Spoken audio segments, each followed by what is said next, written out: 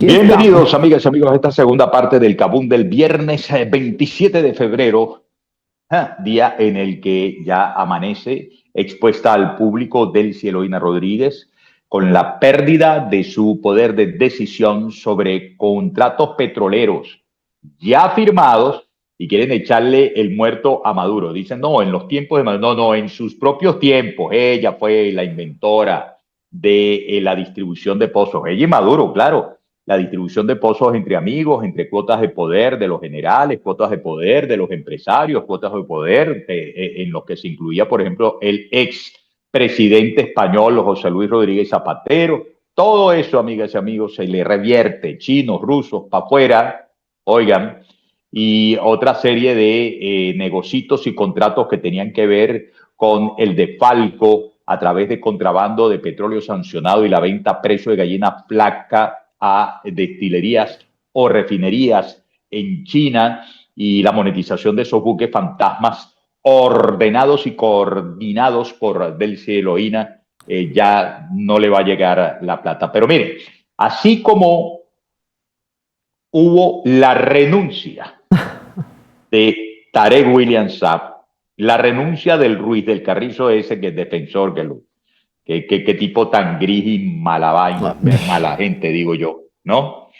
Se está cocinando ya y aten cabos sobre Enrique Márquez y esto que se está cocinando, que es la presunta también renuncia de Elvis Amoroso. Por cierto, Elvis Amoroso, que estuvo a punto de caer preso cuando quiso huir a España bajo el pretexto de ir a conocer sobre la salud de su hijo. Y le dijeron que no. Elvis Amoroso, que por esa razón tiene también algunos presos políticos por órdenes de él y que anda como loco Elvis Amoroso tratando de juntar el dinero que tiene afuera. En su momento se sabrán más detalles de todo, porque quiere juntar lo que tiene y lo que no tiene, Larisa. Elvis Amoroso. Muy bien, leamos nuevamente al periodista Eugenio Martínez, quien es especialista en tema electoral y tiene dos despachos. Si quieres le haces clic al primero de los despachos, lo leemos, Lari, y luego al segundo de los despachos, que es el que aparece aquí como principal, porque él está reaccionando a sí mismo. A Bueno, ver, ¿qué dice aquí Eugenio dice, de lo publicado por Eugenio? el primero dice el reto de designar al CNE.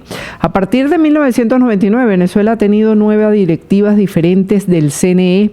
En la amplia mayoría de los casos no se cumplieron los límites legales para designar a los rectores electorales. En este documento, que lo coloca él, dice aquí, para descargar el informe, bueno, ya lo tienes ahí para que la gente lo vea. Reconstruir la capacidad del Estado venezolano para organizar, administrar y arbitrar la competencia política bajo parámetros electorales de confianza, verificabilidad y aceptación de los resultados se convierte en una tarea indispensable para la transición en el país, especialmente si los procesos electorales se entienden como el mecanismo para la relegitimación de los cargos de elección popular, la reinstitucionalización de los poderes públicos y la resolución de las disputas por el poder.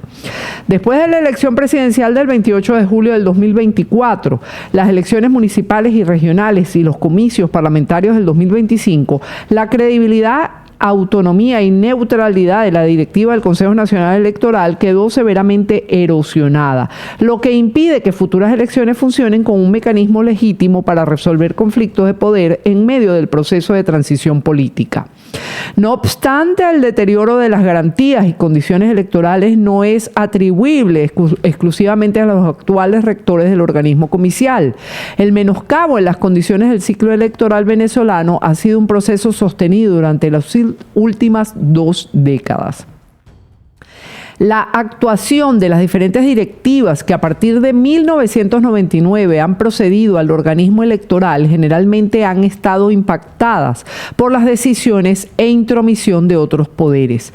Esta dinámica... Listo, eso de ahí en adelante sabemos lo que pasó. Listo, convertido el Consejo Nacional Electoral en la oficina electoral de Miraflores. Sucedió desde los tiempos de Hugo Chávez empeoró de manera dramática y más burda e impresentable en los tiempos de Nicolás Maduro, al punto de haber llegado el 28 de julio a lo que se llegó, ¿no? El gran golpe electoral, la no presentación de resultados, apoyarse en los magistrados del Tribunal Supremo, magistrados del Tribunal Supremo Ilegítimo, usurpando las funciones del Consejo Nacional Electoral. Luego, la falsificación de los procesos de auditoría. ¿Recuerdas cuando estaban encapuchados y verificando supuestamente las actas? Toda esa pistolada fue un acto delincuencial que va a llevar a este momento comprender todos nosotros por qué es tan importante que se prepare un nuevo equipo en el Consejo Nacional Electoral para la garantía, eso sí, de elecciones universales, justas, transparentes, auditadas, no por acompañantes, como decía Nicolás Maduro, no, auditadas por organismos de verdad.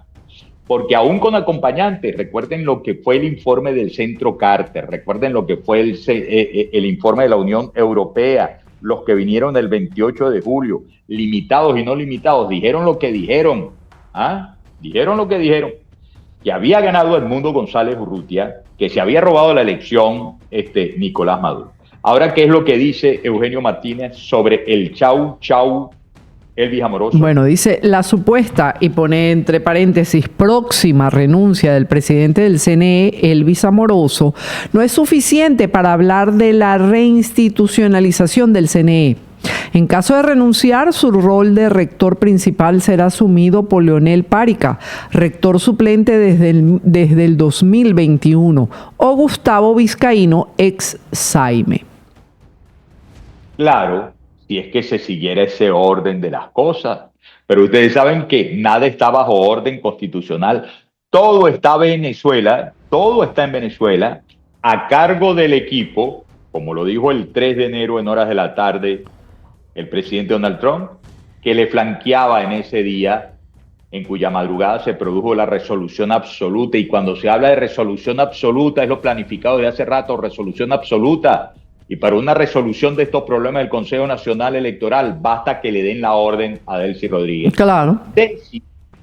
Delcy, la nueva presidente del Consejo Nacional Electoral es Enriqueta Marquesina. Entonces, para no complicar a nadie con eso, sí. Estoy haciendo, ¿no? O Enrico Marquesino, que no piensen que lo estoy llamando afeminado, nada por el estilo. Mira, Delcy, si fuese el caso, el nuevo presidente del Consejo Nacional Electoral va a ser Enrico Marquesino. Y hay que nombrar ya en tanto tiempo al nuevo Consejo Nacional Electoral. Moción de urgencia. Los ciudadanos diputados, señoras diputadas, mira el que te conté. Ciudadanos diputados, señoras diputadas, no tenemos tiempo, se lo estoy diciendo, No tenemos mucho tiempo, tenemos que hacerlo rapidito, una consulta pública, multilateral, universal, 2 horas, tenemos aquí los candidatos ya, y seguramente ustedes nos traerán los maravillosos nombres, los nuevos rectores del Consejo Nacional Electoral. Los ciudadanos diputadas, sírvense con las señales de costumbre, ciudadanos diputados, aprobado por mayoría absoluta, por unanimidad. Stalin, ¿tú vas a votar o no vas a votar? Ok, sí, está votando. Gracias, Stalin. Primo, porque ahora llaman unos primos. Primo, Florido, que tú votaste también, sí. Los ciudadanos diputadas, muchas gracias. A ver, a la República se los va a agradecer. Agradecer mucho. A lo de Delcy, ya. Hermanita, ya. Ahí tenemos. Eso estaba demasiado bueno. ¿O no? Sí. Y que le dé así el anillito, porque ahora usa un pocotón de anillos como para desestresarse.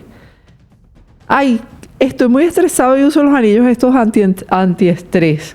Pero qué pajuato, de verdad. Qué pargoleto. Mira, bueno. En medio de esta circunstancia, de los preparativos para una elección, yo no sé cuándo se va a celebrar la elección. Yo quisiera que la elección se produjese cuanto antes, pero también quiero que se produzca la elección con los extremos resueltos de que no vaya a ser boicoteada ni vaya a convertirse en un dolor para los venezolanos, sino que realmente sea el arranque de una nueva historia para todos los venezolanos, ¿no? Una muy buena, fructífera, de libertad, de adiós al mal, a todo lo malo y a todos los malos. Chao pescados. Siguen pataleando y creerán ellos que no lo están viendo desde Washington. Con esto de primero haberle incautado los bienes a Magalí Meda y luego que ya habían incautado y asegurado los bienes, los inmuebles de Laura Acosta, asistente personal de María Corina Machado, sino además metérsele en la casa, chica, y robarle todas sus pertenencias. Nuestro querido amigo Carlos Salazar Calestofoto acaba de publicar, Lari, el testimonio de Laura Acosta. Si quieres leer lo que puso Carlos. Claro que sí. A Laura Acosta, asistente de María Corina, el régimen le robó su casa. Laura es ciudadana americana por nacimiento, pero eligió ser venezolana de corazón y luchar por nuestra tierra.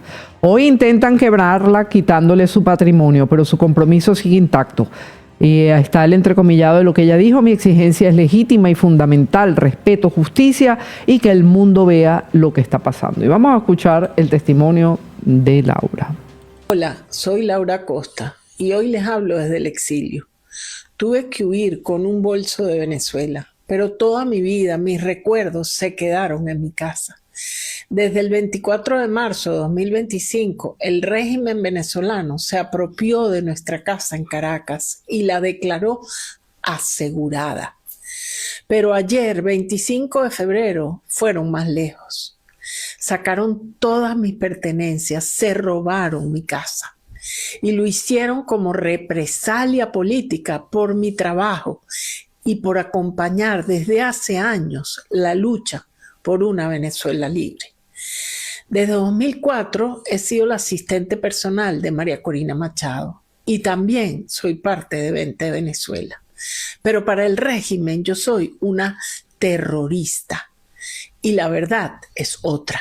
Soy madre, soy docente, soy americana de origen pero venezolana por decisión. Como todos saben, en Venezuela las amenazas fueron escalando hasta convertirse en terrorismo de Estado. En septiembre de 2024 tuve que huir del país al enterarme de que había una orden de captura en mi contra. Y entonces vino lo peor. El 24 de marzo de 2025 llegaron camionetas sin placas con funcionarios, hombres y mujeres, forzaron la entrada y sometieron a la señora que cuidaba mi casa, que además estaba con un menor de edad. Los tuvieron 8 horas bajo interrogatorio. Después los obligaron a salir y dejaron un letrero en la puerta de la casa, asegurada. Desde ese día, funcionarios no identificados, pero siempre los mismos, iban y venían. En algunos casos se quedaban a dormir, siempre en camionetas sin placas. Hoy, esa casa, que no son solo paredes, es vida, familia, historia, y la están tomando como un trofeo. Mi exigencia es legítima y fundamental: respeto, justicia y que el mundo vea lo que está pasando. Porque cuando un régimen se siente con derecho a quitarte tu casa por pensar distinto, entonces nadie está a salvo. La persecución no se quedó en la política, se metió en mi hogar. Bueno, hola. Excelente. Qué bien expuesto por Laura. Sí, señor. Qué mal lo vemos todos, claro, y qué mal lo ven Delcy desde allá, desde la oficina de tu amigo y aliado Donald Trump. Tú estás de nuevo, porque es tu naturaleza criminal, robando, y en este caso te pisaste un ovario. por no decir lo que regularmente se dice. Sí, señor. Te pisaste un ovario porque es una ciudadana americana de paso. Venezolano por nacimiento, Luis Gonzalo Pérez, que formó parte, amigas y amigos, de los equipos de cobertura periodística de esa maravillosa campaña electoral del año 2024 y viajó con María Corina a distintas partes del país. Este joven periodista, lo digo joven porque es más joven que yo, aunque es un hombre ya hecho y derecho, Luis Gonzalo Pérez, tuvo que salir de Venezuela. Rompe el silencio, óiganme ustedes, recientemente. Las campañas de los laboratorios propagandísticos y de desinformación y bueno, en fin, de incitación al odio y cuantas cosas más, de prostitución de la verdad. Recuerdo que en un momento quisieron hacer ver que había una relación hasta sentimental. Mire, yo conozco muy bien a María Corina, una tipa muy jodida para el trabajo, obcecada, obstinada, gracias a Dios, perseverante en la cosa política y ciudadana, sobre todo, en la promoción y la práctica de sus valores y principios, lo sé, pero también es un ser humano que echa broma, que se tira un chiste. Yo me he fumado un cigarrillo y me he tomado un whisky con María Corina Machado y no fue en una sola oportunidad. Y eso ni a ella ni a cualquiera que comparta con ella le quita ni la seriedad, ni el fuelle, ni la integridad, ni la dignidad, para nada. Pero contra este muchacho se fueron con todo. Que María Corina, bueno, ya sabemos nosotros cómo han querido prácticamente esfumarla. Escuchen ustedes la ruptura de muchos meses de silencio por parte de Luis Gonzalo en resguardo de su familia.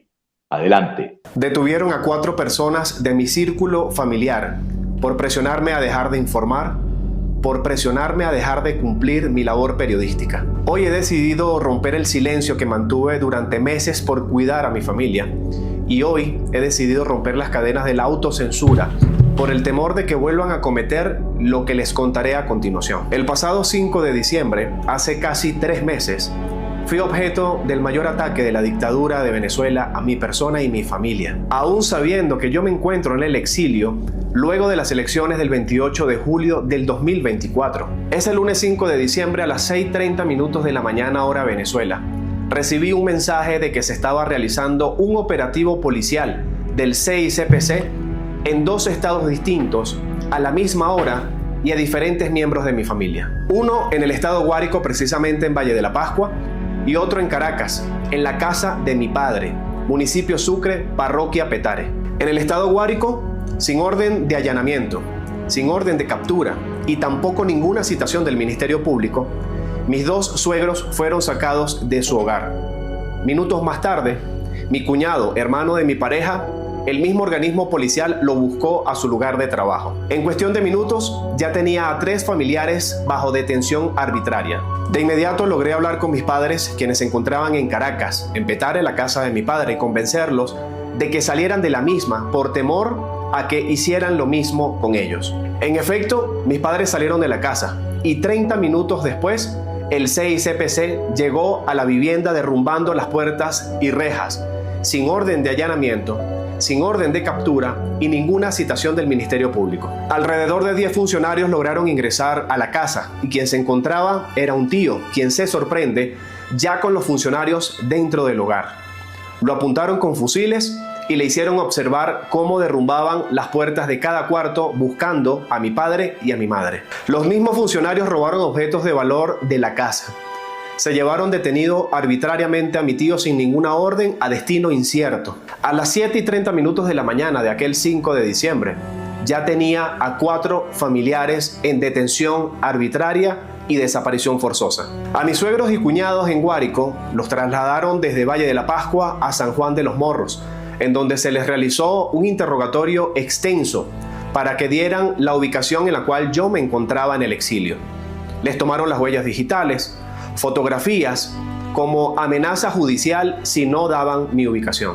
Mientras tanto, en Caracas mi tío se encontraba bajo desaparición forzosa. Nunca supimos durante ese día a qué lugar lo habían trasladado. Al final del día, mis 4 familiares fueron interrogados por el CICPC en donde no hubo ninguna orden de captura, ninguna citación del Ministerio Público para ellos ser sacados de su casa o su lugar de trabajo. A todos se les indicó que debían hablar conmigo para yo dejar de informar y sobre todo de hablar sobre la dictadura, ya que los estaba desestabilizando como periodista. Esa misma noche todos fueron liberados. A mis familiares se les indicó que debían hablar conmigo para yo no seguir informando, ya que pudiesen ser objeto nuevamente de una detención arbitraria. Ese mismo día tuve que montar un operativo de extracción de Venezuela a mis padres para evitar que ellos también fuesen detenidos arbitrariamente. Están conmigo y les doy amor todos los días. Y desde aquí, desde el exilio, les envío un abrazo a la distancia a todos mis familiares que se mantienen en pie a pesar de lo sufrido. A mi familia les pido disculpas por algo que no he hecho. No soy delincuente, no soy un terrorista, ni tampoco soy traidor a la patria. Soy un comunicador social, profesional. Amo a mi país con cada molécula de mi cuerpo. Y día a día trabajo en aportar un granito de arena en la defensa de los derechos humanos, en la defensa de la libertad de expresión y en que un país sin prensa libre es un país sin democracia. Hoy, bajo un supuesto proceso de amnistía en Venezuela, no le pido perdón a una dictadura que me acusa de algo que nunca he cometido. Soy un hombre íntegro, profesional y con bases sólidas en mi familia, que me impulsan todos los días a ser un mejor hombre y periodista. Y también alguien comprometido con su país en recuperar lo que ellos destruyeron durante 27 años. No soy multiplicador del odio, soy multiplicador de la verdad. Y la verdad nos hará libres. Pronto regresaré a Venezuela y espero no ser detenido por ningún cuerpo policial ni paramilitar. Quiero ser un profesional que se encuentre todos los días con los ciudadanos que me vean y abrazarlos y que sepan que cuentan y seguirán contando conmigo. Libertad para todos los presos políticos. Libertad para Venezuela. Nos vemos pronto. Así declaró ese muchacho. Qué gran testimonio de Luis Gonzalo, ¿no? Sí, señor. Pero además, qué sentimiento con el tema, con la familia. Bueno. En general, porque al final, sí. Yo lo he vivido en carne propia, con mis hermanos ya fallecidos, con mi otro hermano que está en el exilio. Qué increíble, qué maldad, Dios mío. ¿En qué momento?